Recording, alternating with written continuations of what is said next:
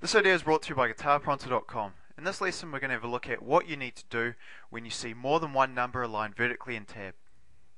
Reading guitar tab is very simple. All it is just a system of lines and numbers.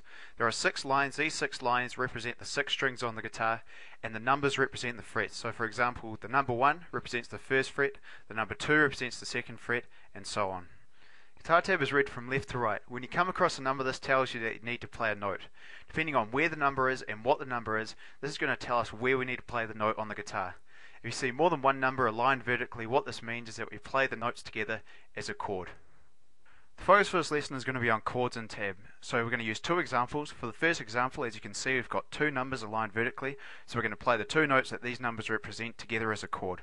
So the first number is a number 5 on the second line down. This represents a note played on the 5th fret of the second string. The second number is a number 4 on the third line down. This represents a note played on the 4th fret of the third string. Now in order to play this chord, you're just going to play the second and the third string. As you can see, there's no other numbers on any of the other lines, so we're just going to play those 2 strings together, and that's going to sound like this. For the second piece of tab that we're going to have a look at, this time we've got 3 numbers aligned vertically.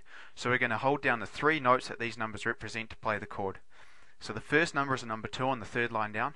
This represents a note played on the 2nd fret of the 3rd string. The second number is a number 2 on the 4th line down. This represents a note played on the 2nd fret of the 4th string. And the third and final number is a number 0 on the 5th line down, and this represents the 5th string played over. To play this chord, we're going to strum the 3rd, 4th and 5th strings, leaving out the other strings, because as you can see there's no numbers on those lines, and that's going to sound like this.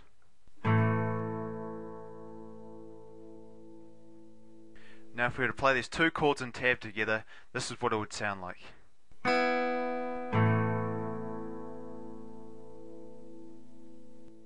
When you're reading through a piece of tablature, you'll find that you'll come across different symbols as well as numbers.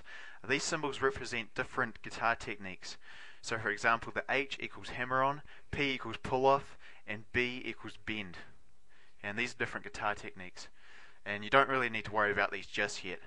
So I'd like to thank you for watching this video, and for more help on how to play guitar, make sure you visit www.guitarpronto.com.